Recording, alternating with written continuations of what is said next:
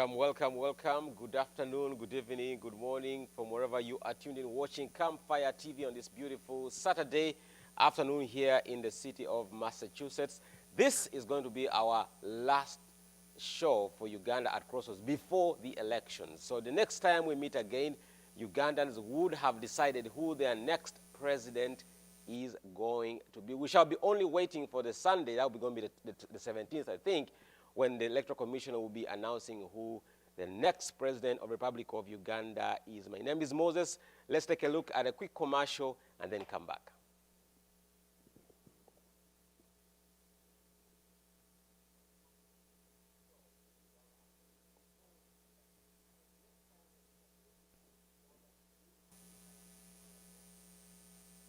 Our future deserves a people-centered government and leadership, equal access to education and health services, inclusive economic development, strategic and stable international relations, protection of our land. Our future deserves a national security. Our future deserves us. You and I have a responsibility to protect and secure our future.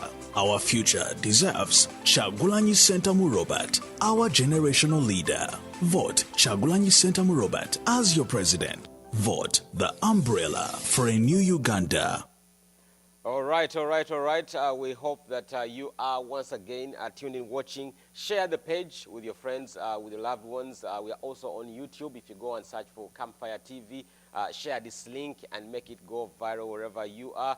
Welcome once again. This is Uganda at Crossroads, and I've said today is going to be our last show before Uganda goes into its elections. We are counting down now to the next 5 days for the most awaited and highly anticipated election of our time. Could this be the time for change in Uganda? With me in the studios today is Sarah Joy and Mr. Kapalaga Baby. They're going to introduce themselves as we discuss and touch the grim reality facing Uganda. Tonight's going to be different. We're going to look at the aftermath of the election, what will happen. So much has been going on in the build-up to this election, so it's going to be interesting to look at all the incidents that have been happening in the country, but also what is going to be happening starting on Monday until the day of the 14th. Remember, as I said, pray for your country, pray for our country that we shall have a peaceful, free, and fair election that will bring up the joy and happiness that all Ugandans are waiting for. Sarah Joy, a very good afternoon to you, and welcome to the show. Thank you. And I'm glad you're here. And Kapala, Happy New Year to you. I haven't seen you since last year. I hope you have something for us, for the new year. You normally give gifts, but we didn't hear from you. Maybe Kapalaga took it. Kapalaga, we are glad you're here, and greet our viewers, please. Thank you very much, comrade. Are you a comrade? Thank you very much, soon to be comrade Mukitale, comrades in Uganda and around the whole world. I greet you. My name is Michael Kakande, also known as Kapalaga Baby. Yeah. Kapalaga, I'm happy to be here. You're very excited because we were talking earlier that you might be the next Mulu Katende representing Uganda in Washington. For some of you have been fighting as foot soldiers on the ground. Let me start with Sarah Joy. Sarah Joy, a lot has been happening in the country. Let's bring it to speed with this week alone. I have a couple issues, but let me start from this week. We had 129 police reshuffles that took place that were announced on Friday, and this happens a week to the elections. What does that ring into your head? One, President Museveni is scared. We all know that. And some of these reshuffles are happening to send a message to the public or to scare people who are going out into the voting. You've seen the deployment. The deployment has been heavy. So when Bobi Wine went to Kalangala, an area that was not even designated by the Electoral Commission among the areas where he's not supposed to campaign, they sealed off Kalangala. And they heard again he was going back again. They were again in Kalangala. They were just disappointed that he did not show up. So I think one of the things we must understand, Uganda is a military regime, and Now the dictator is doing everything to send a signal and a message to the people, because as an individual, does he rule the country by the constitution? Definitely no. What does he use to rule and run Uganda? He uses the gun. So, as any dictator in the world, that is bound to happen. So it's not something, but this is not the first time he has deployed. Reshuffles has been happening, and is it for any good? Basically, this is happening because of the election that is coming up. We know very well that President Museveni cannot even get 10% or 20% of the vote. Majority of the people who are gonna go, and majority of the voters are young people who are dissatisfied with the leadership of President Museveni. They've never seen any other president. And despite everything that is happening, I think the vote of 2021, it is a protest vote of Ugandans saying, we need change. We want to see someone else. We do not know. Let's worry about how the person is going to perform later, but we need to see you go. We cannot have one person for 35 years and then you add on another 40 years. It cannot. How weak are we that we cannot have, change of guards, change of presidency? So. But do you think in any way these reshuffles could impact on the, because we're looking at people turning up to vote, and then we are looking at the changes, not just in the police, but also had in the military. Last time we spoke about the changes that happened in the military. Now we are seeing the changes happening in the police force at a time when police brutality has been so high, and rampant in the country. Kapalaga, let me jump to you quickly. Do you think that is in any way going to impact the election day, the activities of the election day itself? Of course it will. Just like Sarah has put it, the regime is scared. And just like any outgoing regime of dictatorship regime, they tend to get so scared that they can do unruly actions that you would probably sit down and when you think about it, you're like, why would someone do something like this? I think you've seen a video of President Museveni making rounds, telling us that he has actually brought the army that was fighting Al-Shabaab to the capital. And I want to remind you that the people living in capital are not Al-Shabaab. They are the common people that sell gonja on the roads. They are the common border riders. But the president of the country is so proud that he's bringing soldiers who have fought Al-Shabaab in a democratic process that is happening. And if again you've followed whatever has happened, I believe you've not had any positive message from our government, from the president, from the CDF, from the IGP, from the Minister of Defense, from the Minister of Internal Affairs, from every message has been. I was watching IGP Ochola, and he said, if you feel you want to disorganize, literally, that is what he was saying. So the IGP of the country is telling people, we are going to kill you. The president of the country is telling people, we are going to kill you. The Minister of Defense is telling people, we are going to kill you. But this is days before the democratic process that is supposed to change the government of Uganda for the next 5 years. So whatever the reshuffles are, they are simply appealing to the regime.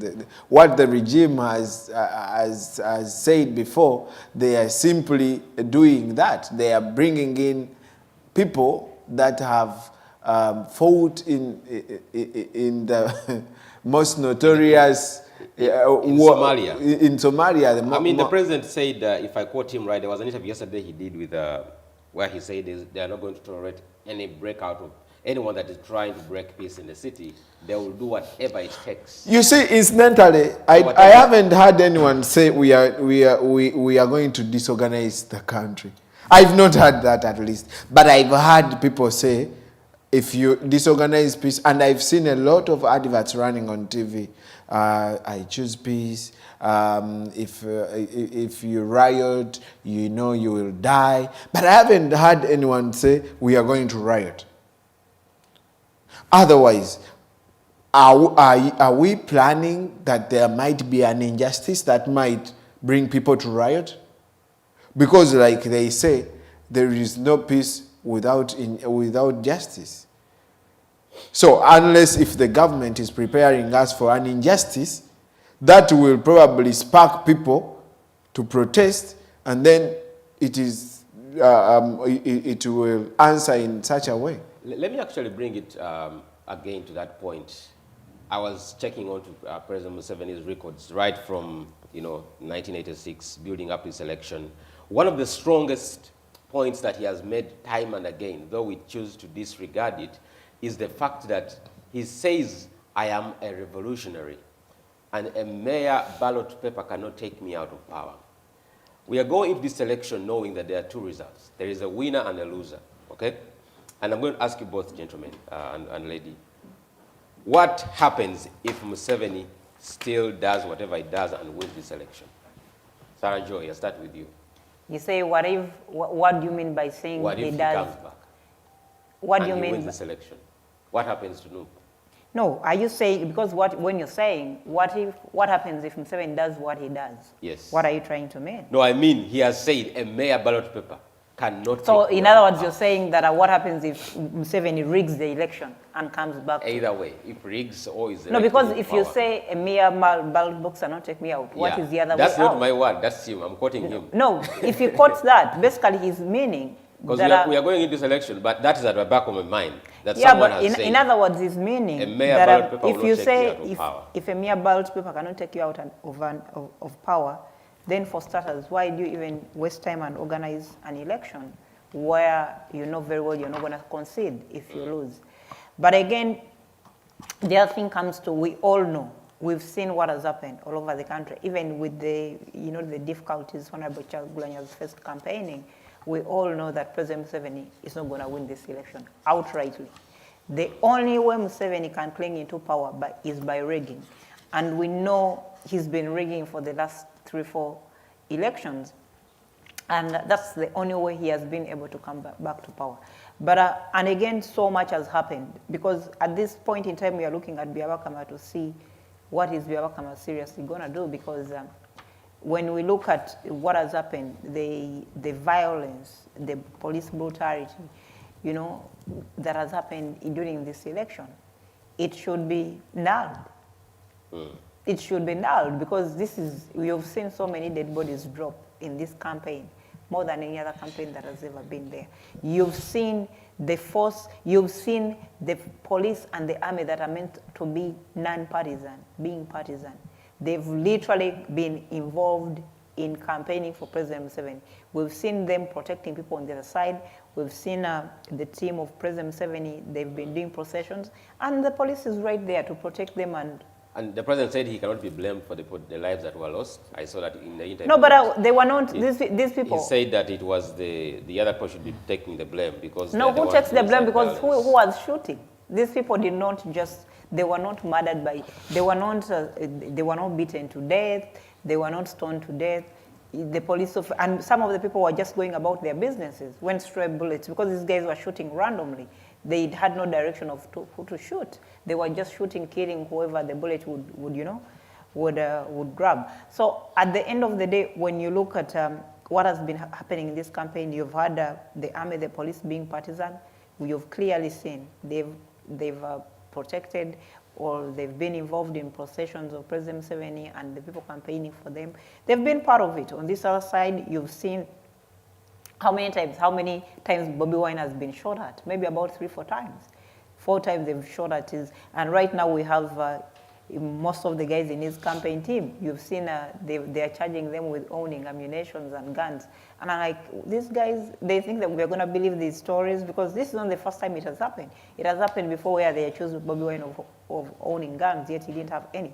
So at the end of the day, the best President Museveni can do is to rig this election. But then what are Ugandans willing to take the rigging? Are Ugandans going to sit back and say, oh, he's been rigging for the last 3-4 times, it is okay, let him rig and go out with it? It is now going to come down to... What do you think is going to happen? I think at the end of the day, it is President Museveni he has lived in comfort and he's so used to the comfort that he does not see himself out of power. The other thing is Ugandans, if they want change, they're going to demand for it. They're going to demand for it, whether forcefully or through an uprising, whatever the way they're going to demand for it. Because is President Museveni willing to leave power anytime soon?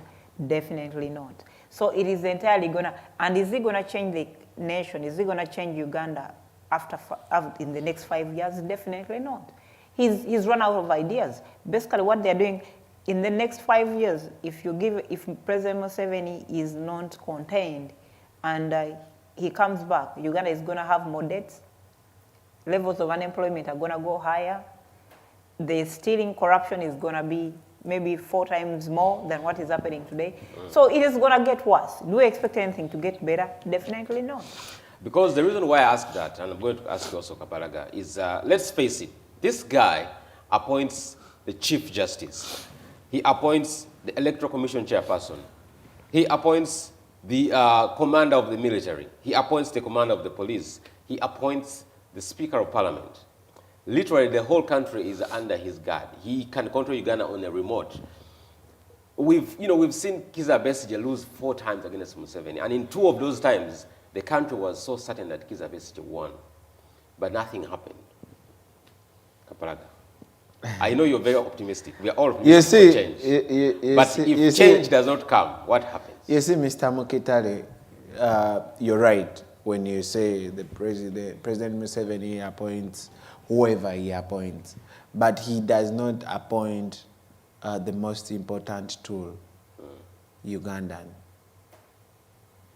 Ugandans are more assertive than any time before. I want to remind you that this revolution is not between the politicians and probably the elites. This revolution is for Ugandans like me, like Sarah. We are not politicians. You just invite us here because we are available to talk about the governance of our country, but not as political elites. I haven't sat in a political class since senior 1. I didn't do history.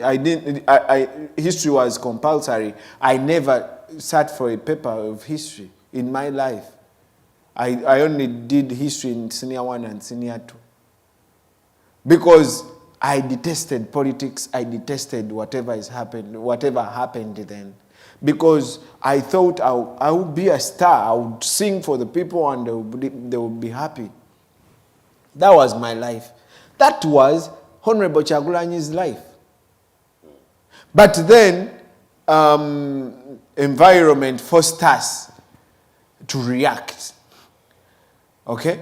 And here we are talking politics or talking reality. I like calling it reality. Because whatever we are doing is not politics. This is politics of a different generation. We are talking reality.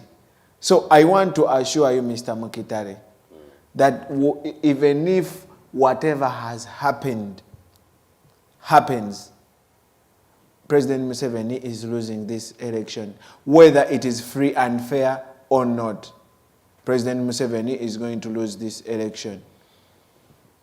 So forget all the words that he has said. Forget all that.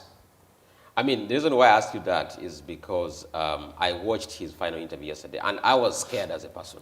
I was so scared when someone says, I will not give in to anyone who wants to break peace in Uganda. I mean, the idea is not even tolerate, but say, I will not. You get the tone that someone is using. So that's why I'm telling you that as we enter into this election, it's very incumbent on us to think ahead and say, if this guy still comes back as president. But you've answered that question. So Francisco, I want to answer that too. Francisco Solano was Brazilian president. He said, I cannot leave power. He was offered deals. They offered him a deal, you know, if you can leave power, we are going to do this for you, we are going to do this. He refused. But in just a few days, he was gone.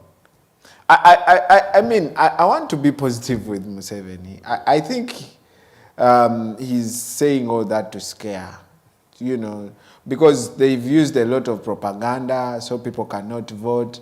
But this time around, you are going to see very many people who have not voted in their lifetime go to vote for the first time. And don't underestimate that number. Don't underestimate the youth who don't have jobs and they think we have a better manifesto. It is so sad that you haven't had us discuss our manifesto throughout the campaign, because, I mean, you see the environment that we've been working on, and whenever we come here, we are discussing police killed this, police killed so and so. Police. But we have a very beautiful manifesto, and people know what we stand for, and that is why they support us. And I believe those people who support us are the majority of Ugandans. What they call the silent majority, I want to tell you what they call the silent majority, is the very many people who are scared to speak against President Museveni. Now, we, the minority, speak for them. So the silent majority who cannot speak against President Museveni, but who you might not probably invite here, are watching us, and they are so happy that we are speaking for them, we are speaking on their behalf, and they are the ones who are going to cast their votes. So I want to assure you again, Mr. Mukitale, that President Museveni is going to lose this election, whether it is free and fair or not. All right, I'll come back to that issue because we shall end with it. It's official that Nubian Lee, Eddie Mutwe, and 47 others will not be voting for Mr. Robert Kyagulanyi because they were remanded on Friday until the 19th. So that's going to be, they'll actually come out of prison 4 days after the election, right? I don't think we vote from our prison cells, our prison system in Uganda permits for prisoners to vote. Yeah. That doesn't happen. Actually, court ruled for that, but you know how Uganda operates. I mean, it must be painful for especially Nubian Lee and Eddie Mutwe not to vote for someone. Who says they are not going to vote? I mean, unless if they're going to come out and vote. My friend. So, for whatever reason, let's look at it. For whatever reason, the charges were treason, right? And if I understand treason very well, is possession of illegal ammunition. Well, but did they parade the illegal ammunition that they found with? Magazines. You are. They paraded the magazines. You are the people who. Where did they find them? I think at no headquarters. So. No, not. Okay, this is what happened. Help us understand. Because where did you get the guns and where did you get the no, it was. They were actually not guns, but you see. The government of President Museveni is so ashamed because they are dealing with a generation that they are totally disconnected with. And that is so unfortunate. They think people, they think we are in the 60s or 80s. We are in 2021, for God's sake. So they arrested these people, okay? From Kalangala. And they arrested the key people of Honorable Robert Kyagulanyi, the key team that he moves with. Because when they tried to arrest Honorable Kyagulanyi, I don't have to tell you what happened. So they thought probably to weaken him, they have to take away his team, okay? And that is impunity, and unfortunately, the Electoral Commission has said nothing about that.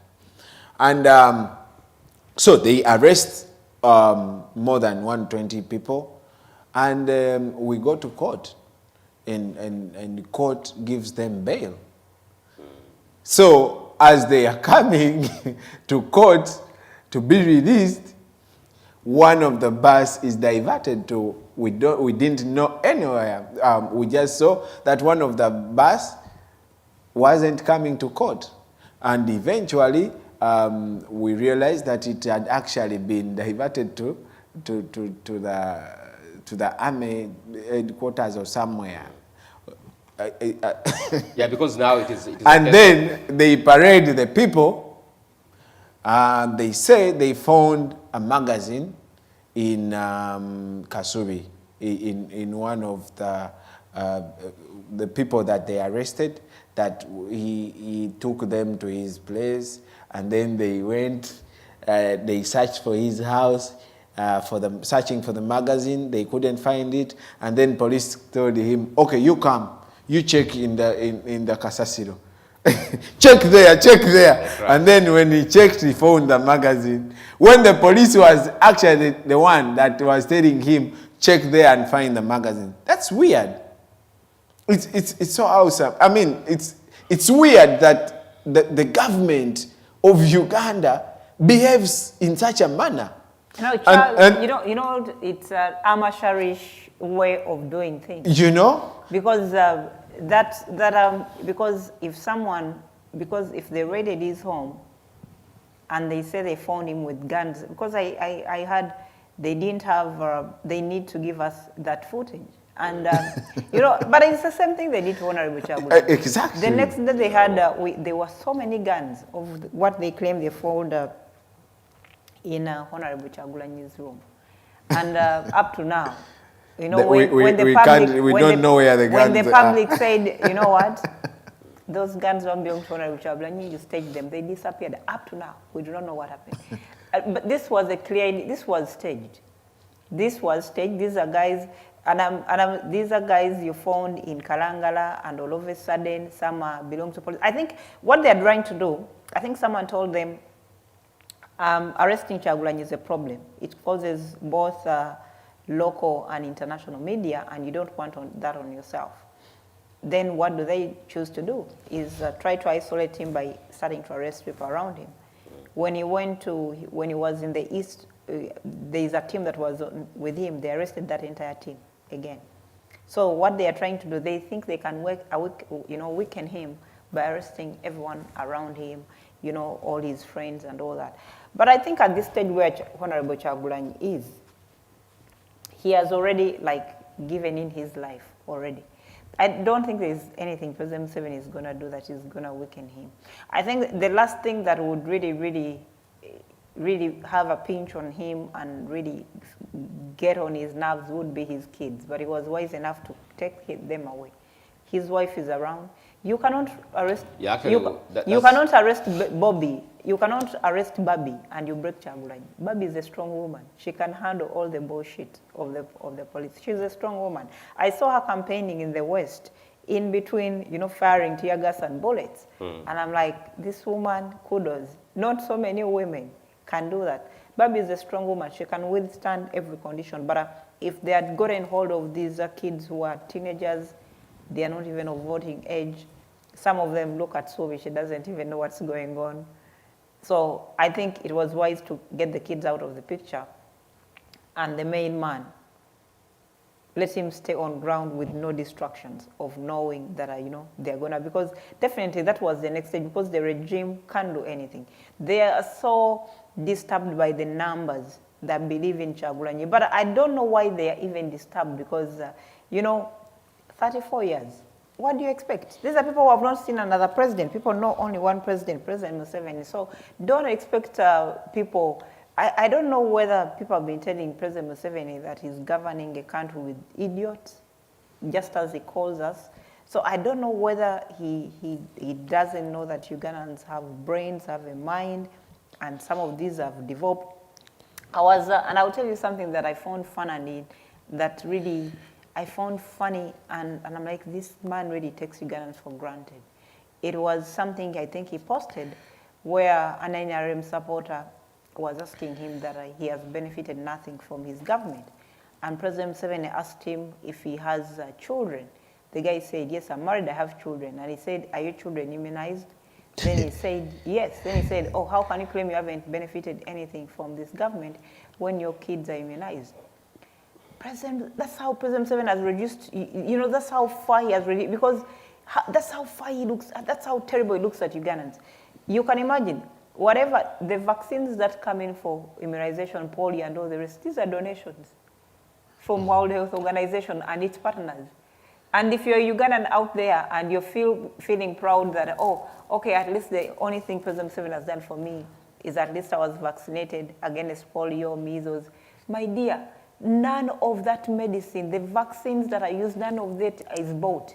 These are donations that come in from America, from World Health Organization. I mean, for many years, people have been told to believe, it is free of charge. To believe that the role of a government is to hand out, make handouts, right? So people know that. No, but it is the president, it is the government of President Museveni, yes, that has created that to think that, when they give you something, everything should be, handouts. Politically motivated. Exactly. If a school receives sanitary pads, vaccines, they must be in a yellow vaccines.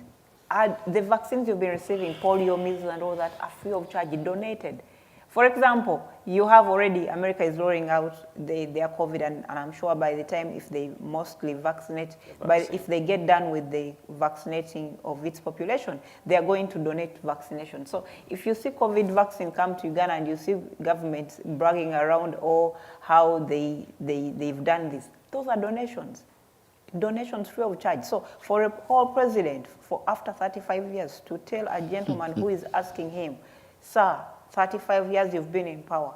As an NRM supporter, I've benefited nothing from your regime, and you're telling this man that at least your child was vaccinated, yet the child has to eat, the child has to sleep, the child needs basic education. Museveni really takes Ugandans for granted. And I think that brings us back to the question I asked. The reason why I asked that question is because we are looking at a judiciary that is also allowing to be used to that level of, as you said, trumping up charges, where, I'm not sure how it happened. You say they planted the magazine in the trash and said, point there. But we also saw a similar incident in Arua, where Bobi Wine and his team, they said they found guns in his bedroom, right? Though it was, until now, we don't know how that case ended. And the same judiciary is the same that we are trying to entrust with an election that is coming in the next few days. That's what worries me, that if people are being so unresponsible, irresponsible to the country, to even sit and preside over such a case, what should we expect from an election result? One day, because obviously people are going to run to court and challenge the election. It has happened before. You saw how Babazi challenged the election, Kizza Besigye, they all went to court. But the same court always gave no verdict that could nullify an election. One day, President Amin was talking to the boxers. And he was asking why Uganda was not winning medals. And they told him, you see, Mr. President, when we go there, these referees are whites, so the results cannot be as expected because they will always cheat. And President Museveni, President Amin told them, so why, if you go to the ring, just give that guy, how is that punch called? A knockout. A knockout. Give him a knockout. So, and let's see how a referee will say that, you see, even if you gave this person a knockout, he's still the winner. Mr. Mukitale, this is a revolution. This is this is between the haves and the have-nots. And when you look at Uganda, the have-nots make a percentage of over 80, 90%. These are the people who are going to vote for Honorable Robert Kyagulanyi Ssentamu. So, even when they, you see, we were in Chadondo, and they injected a lot of money in Chadondo for Kyagulanyi to come out as an MP. President Museveni himself came to Chadondo and campaigned, de-campaigned the Honorable Kyagulanyi, blah, blah. He's here, a marijuana taker, he smokes this, but because Honorable Kyagulanyi has always represented the people, the common people, people still voted for him, and we had a percentage of 88%. And that was just a representation. Chadondo was a representation of the whole Uganda.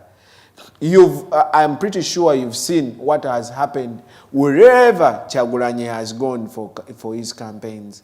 And that's why they had to restrict him from very many areas. They first restricted him from going to 13 districts, and now they added 16 others.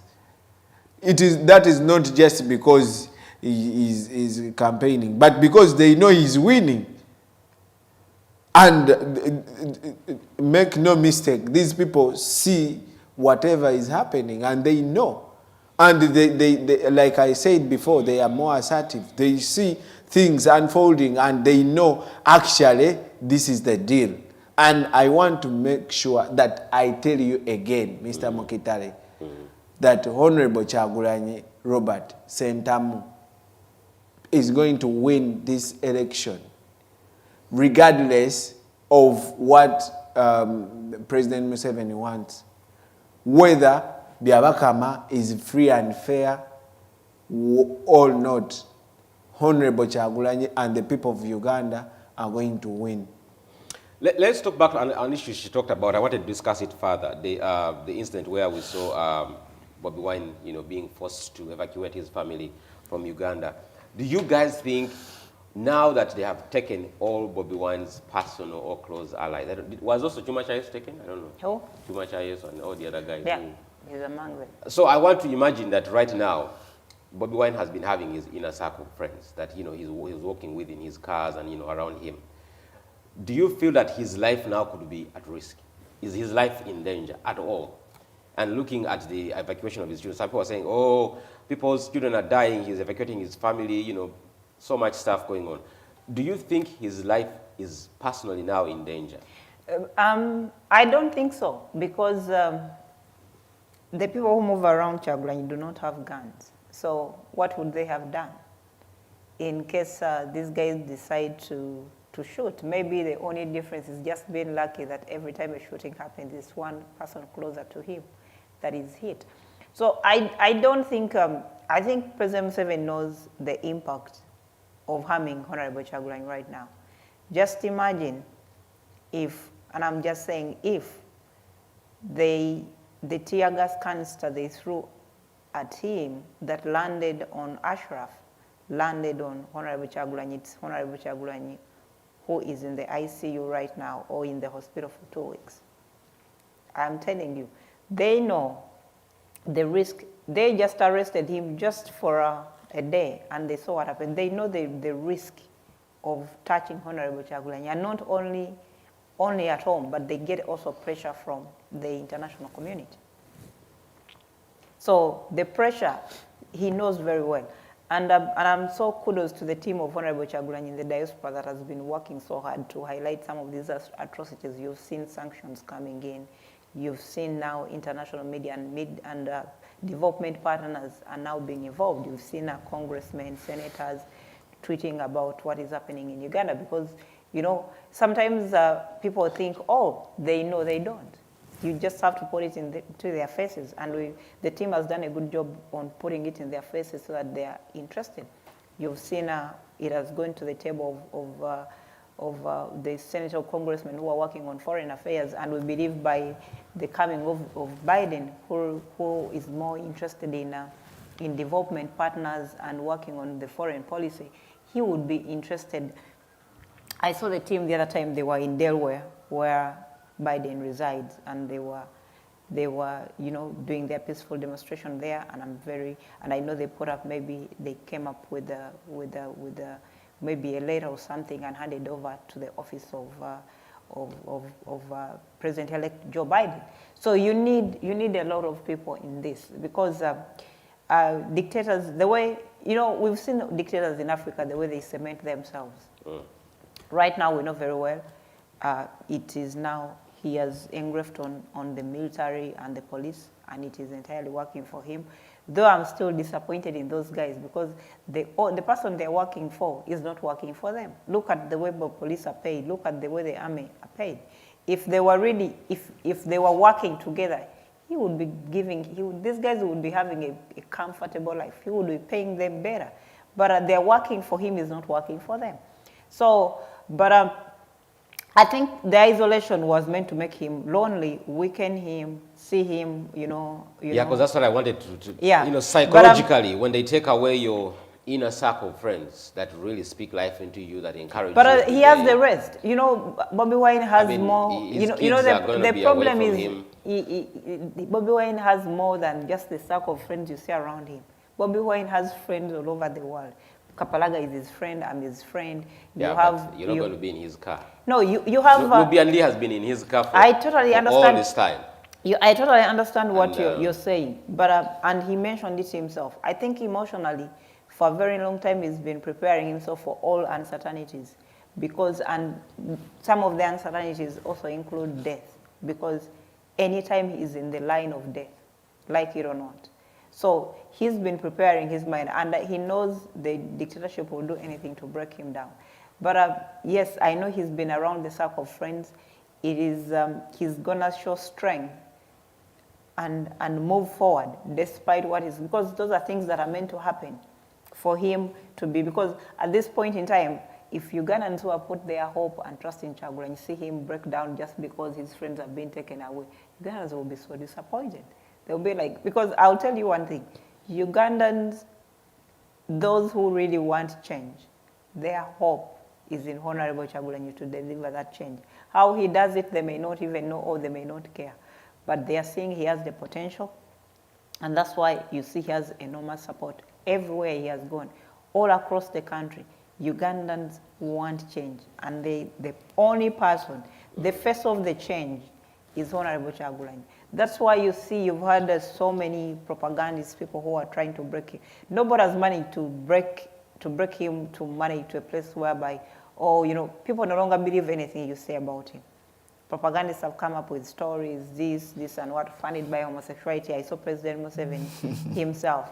Oh, he's funded by homosexuality. And I'm like, you're president of the country. You said Bobi Wine is promoting the homosexuality agenda. But he has also been promoting it. I know people in his government, people who are, and it's not in my place here to mention it, people who are working for President Museveni who are homosexuals. I know them, the likes of Andrew Mwenda. So his close allies. You have evidence on Andrew Mwenda? His close allies are homosexuals as well. So I do not know what his intentions are, but I think, he's trying to do that to alienate, because I know the African cultures and how, they've played around with the card of homosexuality for a very long time, just because they want to discriminate people, eliminate people. They've played the homosexuality card, but I don't think the homosexuality card is going to save Museveni anymore. Because the problem in Uganda is not the homosexual. They've not stolen anyone's money. Just tell me one homosexual that has stolen funds that belong to the Ugandans. None. Just tell me, what have they done? Are they the reasons why, we don't have medicine in hospitals? Are they the reason why women die when they're giving birth? Are they the reason why we have poor service delivery? Are they the reason why Museveni has stayed in power for 34 years? I don't think any of that, people's sexual orientation, I don't think it has anything to do with Museveni. And, but you see, he's looking for hangers. He's looking for, okay, what excuse can I use right now to make Bobi Wine look bad, to make him, Ugandans to hate him. But I shall tell President Museveni, even if tomorrow he said Bobi Wine eats dead bodies, and tomorrow he parades the dead person next to Bobi Wine and a pot of blood, there's nothing can tell Ugandans. There's nothing. I think Ugandans have gotten to that place whereby there's nothing you're going to say. And it is so disappointing when I heard him in that interview. I think it was it Looters? Yeah, one of those. One of those media houses, international media houses, when they were interviewing him. And she was really bluntly telling him that, you know, and you've noticed President Museveni now hates questions that he knows the answer, but because he has been flip-flopping for a long time about these answers to the same questions, now he becomes either, when he's asked these questions, he becomes rude, or he tries to find very many excuses, because she finally asked him. He tries to intimidate the reporter. She even asked him, how is homosexuality connected to you staying in power for 35 years? I think Ugandans want change. How is it connected with homosexuality? And he didn't have the answer, but he was blabbing around saying this and this. But he should understand, and I don't know where he gets his intelligence for him to say, oh, it's the homosexuals that are funding Bobi Wine. And that drives me to think the intelligence of a country like Uganda. I don't know whether their intelligence really works very well. And I'll say it, and I'll say it again here. The campaign of Honorable Kyagulanyi has been strictly funded by Ugandans who are living abroad. And President Museveni should know. Do you know the numbers of Ugandans who are living abroad? Maybe you may tell us. It's over 1 million Ugandans and more. Yeah, over. Yeah, the number, over 1 million Ugandans and more. And the number of Ugandans living in America alone, they could be maybe between 50,000. You have Canada, you have all these countries. And I'm telling you, unless you're not in your sane mind, you cannot live in countries where you see services being delivered, where you see you pay your taxes and you see your taxes being transited back into services given back to you. You are not going to live in a country where you see, after you see, we've just had an election in America where President Trump, however much he felt it was good enough, the people of America spoke and said, my dear, you are good enough to yourself, to us you're not. He's out, another president is coming in. Uganda, you cannot have, when you see the presidents that have gone through America for the last 8 years, for the last 35 years, over 7 presidents, and you have one person who is stuck there. And so there is nothing really he's gonna explain about his overstaying in power. I heard his excuses, oh, me being in power for 35 years is not the issue so long as you're voted in. But how are you voted in? You changed the constitution. You went, for you to be able even to stay in power, you went and changed the constitution of Uganda. So he has done a lot of, illegal things, even to our own constitution. For you, he has changed the constitution in his favor, not once, not twice. So for him to say, oh, I'm voted in, it is not bad to stay in power for a long time so long as you're voted in. But you really, really brutalized our constitution to favor you as an individual, as one person. That's why I keep saying President Museveni is the most selfish human being. He's a narcissist, he's selfish, he only thinks about himself and the few people who eat from his hands. Let's look at the mechanisms of protecting this election. You had recently announced to us that there's going to be an app that Ugandans can use to record election results in their communities, in their villages, but I learned that app is no longer going to be functional in Uganda during the elections. Can you bring us to speed with the app that you had suggested that people can use? And what other mechanisms now would you have to make sure that you at least have record of the results as they come in from each tallying center, from each polling station? You see, in democratic process, a candidate should only have a polling agent for records, but not to guard the vote. That's in a democracy. Because literally, there should not be any malfunction when it comes to elections. It should be free and fair, and there should not be cheating.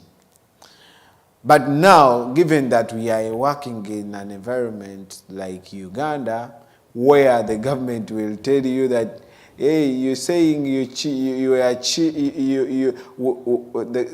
NRM cheats, but you don't have polling agents in some polling stations. Is that a leeway for you to cheat because we don't have we don't have polling agents? No, that should not be. It shouldn't be like that. So, being a Kyagulanyi generation like we are, people, Ugandans developed an app called YouVote, and it was in the Play Store, I think yesterday but one. And people have to use that. We want to make sure every Ugandan, because like I say, this revolution is not about Sarah or Kaparaga or Kyagulanyi. It is about Ugandans. So we want to make sure that every Ugandan takes it upon himself to guard his vote and make sure he relays the results as they come from his polling station. We are definitely having polling agents, but we still, because polling agents can be bought. Polling agents can be arrested. You know how the government works. So we want to make sure that this time everyone is involved. So that's why we came up with that application. And the application, of course, like we... You see, the government of Uganda is so predictable. So predictable. So, like we predicted, they banned the application, and I think they switched off the Google Play for some time, so people cannot be able to download. I mean, if it is a free and fair election, why would you stop an application that the other party is developing to make sure they can count their votes? But then, again, being a Kyagulanyi generation, this app will be used and it will be there in the App Store and Ugandans will use it. So you do you think it's going to be effective enough for people to... oh, yeah. To capture... So how does it work? How does someone use it? And so... someone goes, of course it is not in the app stores for now because we are trying to change something so it can be able to appear, because it was banned by the government, but we want to make sure it is there. Now, when you download it, there is a register button that you'll have. And then you register, you fill in your name, where you're voting from, your district and all that. Then you will receive a token. Because you're in Uganda, you'll get a message with a token. And then that token works like your password. Okay? So when you enter your number and that token, you'll be able to access the platform where which has all the polling stations. You can access that through your district, then your sub-county, then your, up to your polling station. And then it has all the 11 candidates. We want to make sure that people put all the results, not only Honorable Kyagulanyi's results, but all the results, President Museveni, Mugisha Muntu, Amiriat, Katumba, all the results at the polling station. Then after you put in those results, you will send. But then, if there is an incident, for example, they've arrested our polling agent, you have to record. There is an option. You can record the sound, the audio, using your phone, okay, and then upload that audio and send it to us. Or you can take pictures. You upload the pictures and send them to us. So basically, we are going to have tally center where all the information is got, and then we shall be able to disseminate all the results. We are going to get... I mean, that is if we shall have internet, because if I remember very well, in 2016, the government turned off internet for 3 days. Yes. And it came back after the election results had been announced. Yes. So as you come up with all these applications, I hope that you have that in mind, that the same government that still is managing UCC it still has the button that they can press My friend, and turn off the social media. my friend, I know, of course, this app is not developed by Canadians or Americans. It is developed by Ugandans who know how to use VPN. No. How Uganda and its government operates. So I want to tell you that this information will be relayed whether the internet is off, even whether the VPN is off. This information is going to be relayed using that app. I want to remind you that this is a different generation. And this generation is solving problems with generational solutions. Sarah Joy. But again, we encourage Ugandans. Do you think it will impact this election if the internet is turned off, like 2016? People downloaded VPN. That's why in the last days towards elections, we're encouraging Ugandans download VPN, because the dictator is scared. First of all, they want to do rigging, and they want to avoid people to share information. They only do that because they want to stop people from sharing information. So download VPN. And I've seen on social media some bloggers are sharing some of the strong VPN links. Yeah, whatever they are sharing with you, download that and have it on your phone the moment they switch off. But again, one thing that is going to surprise you, most of Ugandans are using VPN because they are not paying for OTT. Yeah, exactly. Yeah, they are able to bypass. Yes. I know Ugandans who are using VPN, so they are able to bypass OTT, because I've spoken to a number of people and they're like, but we're using VPN. Who is going to pay for this OTT? So some Ugandans have already... So in other words, they help. You see whatever happens in Uganda plays cool for us. When they put OTT, people will download VPN, and that VPN will be able to be used during elections. Yeah, so some of the people have been well acquainted with VPN because they're not paying OTT. They said no to this tax, and they're using VPN. So we encourage every other Ugandan who has a smartphone and you haven't downloaded VPN. I think in these coming days, gearing up to the election, we're going to be sharing more the links of the good apps with VPN you can use, you can download, and maybe follow the link, download it, have it on your phone. Because for us who live outside Uganda, we are not affected. Our phones will be working, but we need you who is there to share information with that. Even if you just record a video, you may need VPN to throw it on my WhatsApp, and from my WhatsApp I can share it with the rest of the world. So yeah, download VPN, have it, and it's a smart generation. We will do anything. I think I'm telling from the interviews I had President Museveni do today, when I had him speak, he has zero intelligence. He doesn't know what he's talking about. He's blabbering about. He says, I didn't know a president with the full CMI, CID would be going around with rumors and propaganda instead of having facts. He would be having facts. They asked him Bobi Wine is being funded by foreigners. Mm-hmm. Who are the foreigners? She was direct with him. Who are the foreigners? He cannot even mention any. Or Europeans, he cannot even mention any because he doesn't have the facts. So I think Sarah Joyce are the Europeans. I think we don't want him to waste so much of our time. I think right now we should focus on what we need to do to secure the election and forget about President Museveni. The future. Yes. Kapalaga, before we leave, how is it going with your fundraising? Are you guys stable now? You don't need any more money? No, you see... And when are you closing the fundraising itself? Like President Museveni said, our votes, our election, or our campaigns are funded by the Western world. And the Western world that he means is us, Ugandans living in the diaspora. Tomorrow, we have a grand final fundraiser, and it is going to be a marathon. Oh, where? So,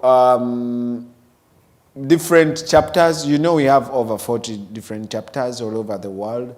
And these are the people who have been fundraising for the campaigns of Honorable Kyagulanyi. So, when I look at President Museveni saying, you see, Kyagulanyi is funded, I just laugh because I know what Kyagulanyi goes through to make sure those campaigns can stand.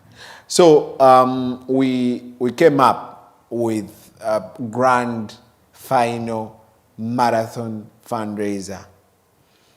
Now, this fundraiser is going to be trans-world. Like, everyone in the world has to be part of it, or wants to be part of it, because it's literally the last day, and we need money to gather our vote. We need money for the polling agents. For example, if we have 2 polling agents on each polling station, that would literally mean, even if you're giving them 10,000 each, that is inclusive of transport and food, which is very little money. It will be like over 700 million. So we want money, and that's why we are coming up with this fundraiser. So this is going to be one fundraiser running for over 12 hours. It will start with, we have different chapters coming in depending on their time zone. So we shall start with Australia, and Australia will give the, you know relay? You know how relay is in a marathon. You pass the stick to another person. So that's how we are going to do this. Australia will give the stick to Africa, and Africa and UAE have pretty the same time. So Australia will be coming in at 8 p.m. of their time. That's a little, I guess it's around 12 p.m. Ugandan time. So that's when the fundraiser starts.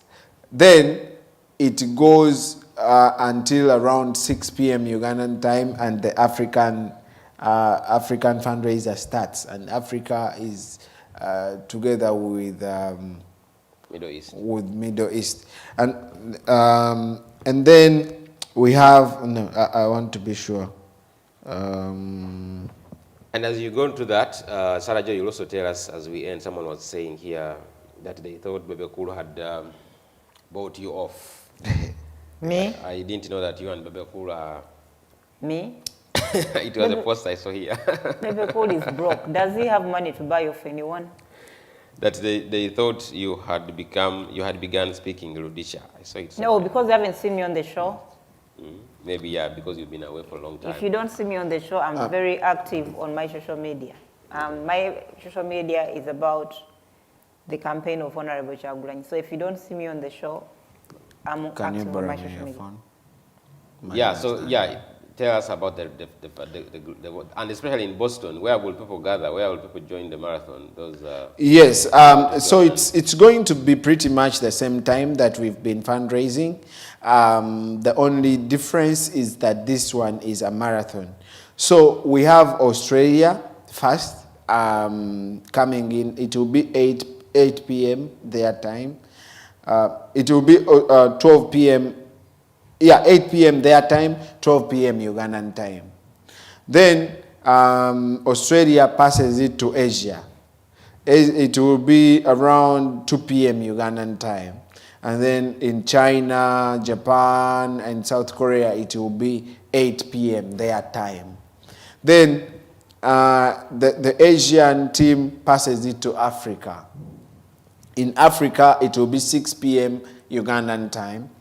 And it will be 6 p.m. in South Africa. It will be 6 p.m. in Kenya.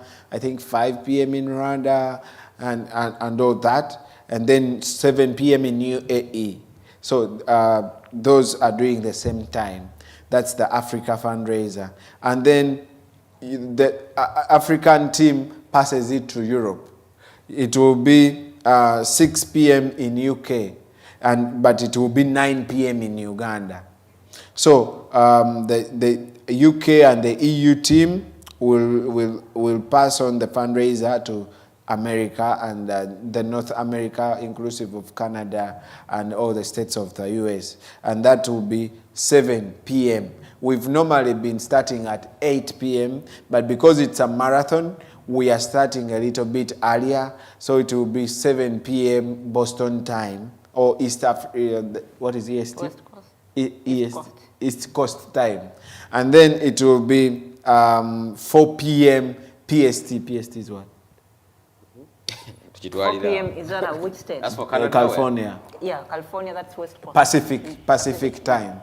So that's pretty much around 2 a.m. in Uganda on Monday. In Uganda it will be Monday, but it will be Sunday here.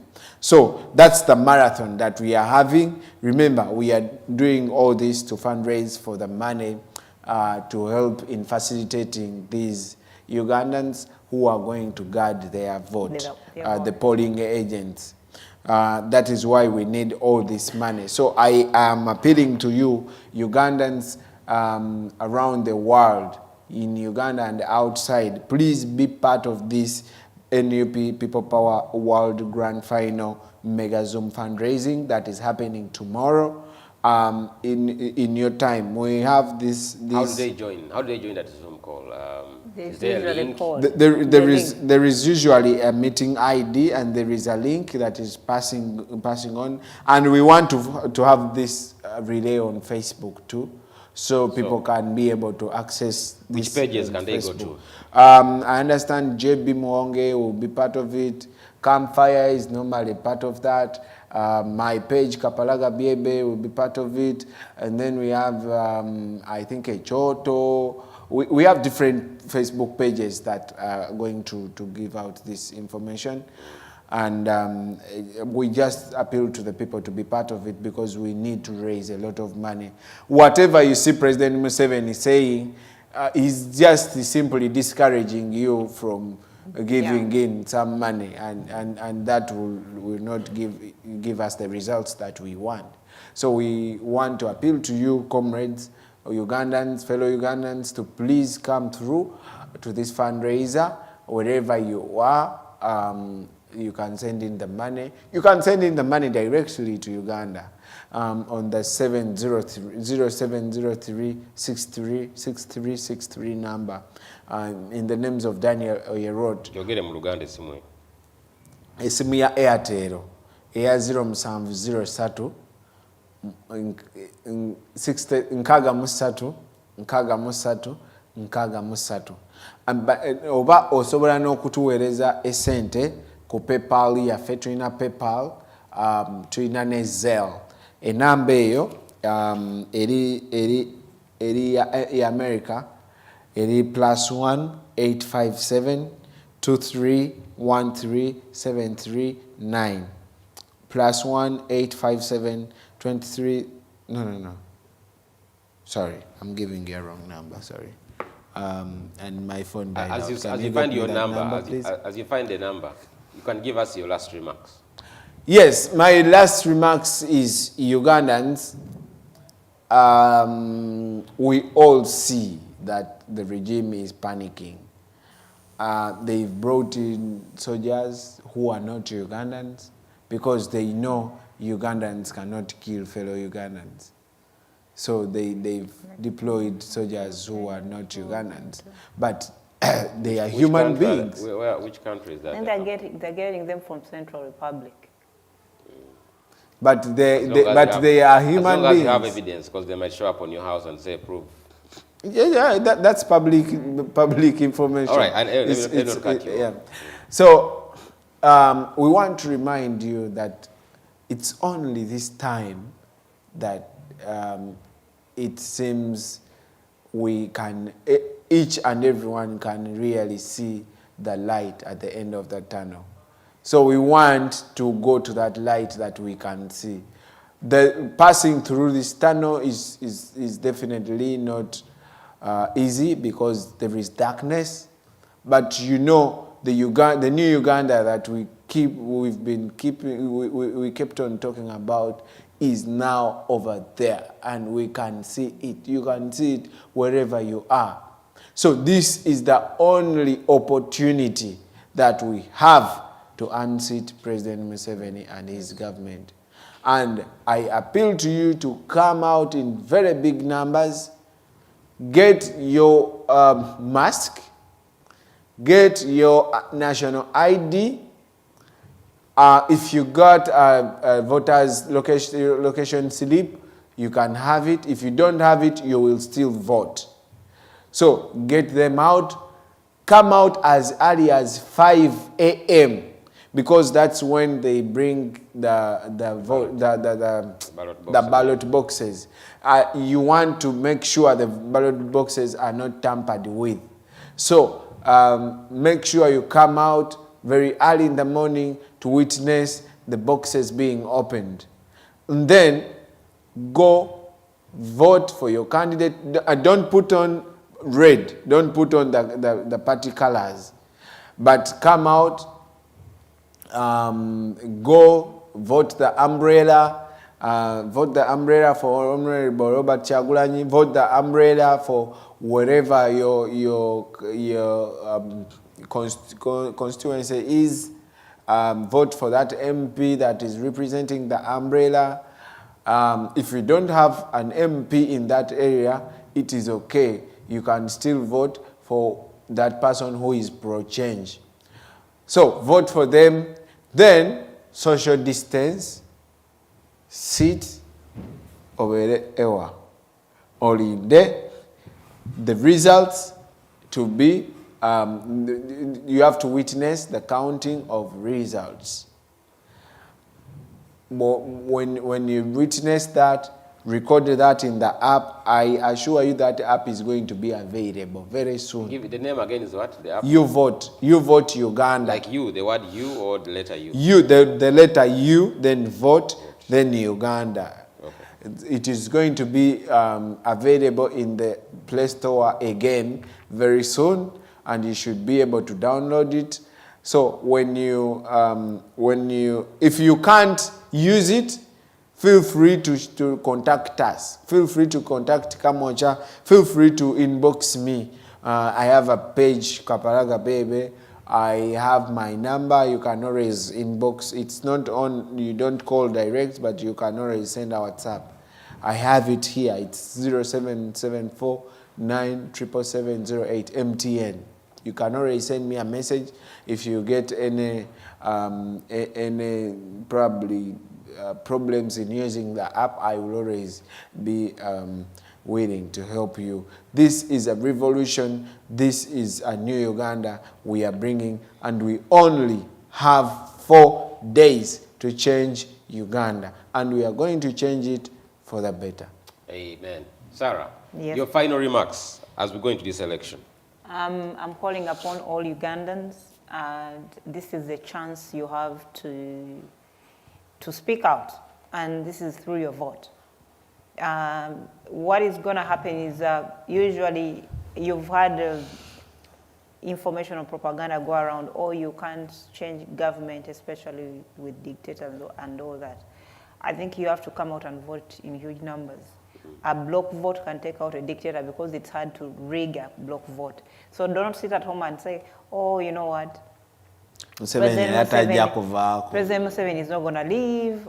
You've seen, because already he has started intimidating people by deploying all these head-shaved women I've seen. They don't even fit into the UPDF uniform.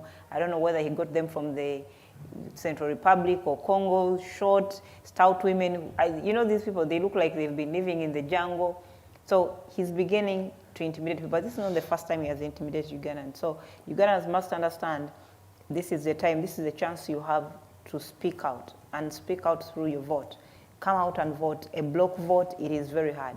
If you come out and vote Honorable Chagulanyi by 80%, it is going to be very hard for President Museveni to rig an election where the opponent has gotten 80%.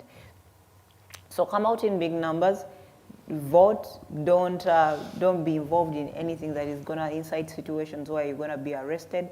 Don't wear, on that day, don't wear red at all. Don't wear red. Don't take out your beret. Come out in your plain clothes. Come out and vote, and you can keep around somewhere quietly as we wait for the counting of the votes.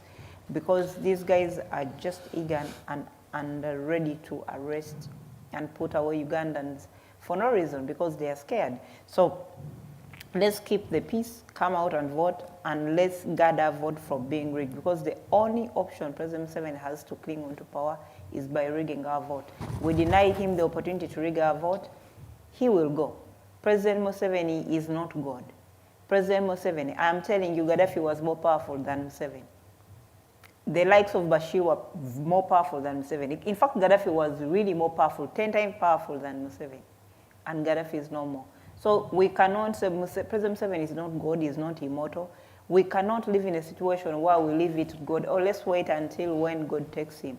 God is not taking this man. This man is 75, but he's still walking around like he's a 50-year-old. So, you know, we have to exercise that right of God, the right that was given to choose who we want to lead us and vote a leader we want into power. A leader who is going to serve Ugandans, and not a leader who is going to serve himself and his family. And just to add, just a small thing to that, Yahya Jammeh ruled Malawi for 22 years. He was defeated in an election. And today Malawi has a different president. He was a dictator, yes, but they overwhelmed him. So he had ruled for 22 years. Malawians said, boss, your time is up. And he packed. So we have very high hopes that since Ugandans are going to vote in very big numbers, we are going to change government.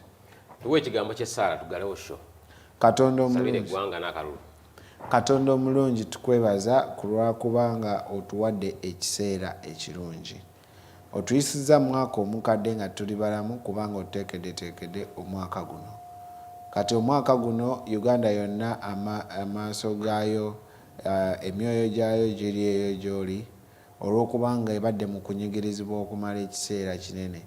Uganda eyo gy'olaba tekyusangako ku bukulembeze mu mirembe, ate Mukama okimanyi. Tiwavudde olondayo omwana eyandibadde nga tasaana mu maaso g'abagagga, mu maaso g'ababi, olaba nga tasaana, naye gwe nga bw'olonda abatasaanye okwatisa abasaanye abeerowooza nti basaanye ensonyi, bw'otyo bw'alonda Robert Kyagulanyi Ssentamu okubeera ng'akulembera omulembe guno eno omupya ogwa Uganda. Uganda efune enkyukakyuka nga tewaliwo kuyiwa musaayi. Kkiriza omukuume awamu ne abaana Uganda bonna abo bonna abateekerateekera bannayuganda obubi okubatta ababeewerera Mukama, naawe oli mu ggulu tumanyi nti obalaba. Bannayuganda tebalina yadde ejjinja, tebalina yadde obusaale, tebalina yadde ki, naye bali balina emmundu ate ababeewerera. Kakati gwe tumanyi nti nowooli ebyo byonna tebisoboka. Kale kkiriza olunaku lwokuna lufuuke olw'ebyafaayo mu ggwanga lya Uganda, eggwanga likyuke, tukyuse obukulembeze nga tewaliwo kuyiwa musaayi, tufune pulezidenti omupya, pulezidenti ategeera embeera egenda mu maaso, pulezidenti gwe tusobola okwogera naye n'atambulira mu mateeka nga constitution bwegamba, so si pulezidenti agenda okukyusa constitution etambule ye nga bw'ayagala. Katonda waffe tumanyi nga oli wamu ne Uganda, kyova olabanga ebyo byonna ebibaddewo bibadde bisobodde okubituyisaamu. N'olunaku olw'okunakkiriza okwate ku bannayuganda baveeyo mu bungi, bajje balonde omukulembeze oyo gwe wawandako edda eddusu, ajje afuuke pulezidenti waffe. Uganda etunyumire kubanga wagituwanga eri so beautiful than any other country. So why can't we have a very good governance netweyagalira mu nsi yaffe? Tumanyi ng'ebyo byonna tugenda n'obikusaba nga byonna obimanyi era bigenda kujja olw'okubanga oyagala. Ebyo byonna tubikusabye linnya ly'omwana we omulokozi waffe Isa Masiya. Amen. Amina sebo webale sale eyo. So I hope and pray that you too, wherever you are, you'll take some time this week and pray for the future of our country. Pray for our nation. We shall have a peaceful transition or a free and fair election, if I mean, not say peaceful, but most importantly, a free and fair election, that all the judiciary, the police, and the military will be, accountable to the Ugandans. And the next time when we meet here, we'll have finished the elections, and we'll just be having one day to announce the results of the 2021 presidential elections. Thank you very much for being here and for watching with us. Stay blessed and pray and pray and pray for our country.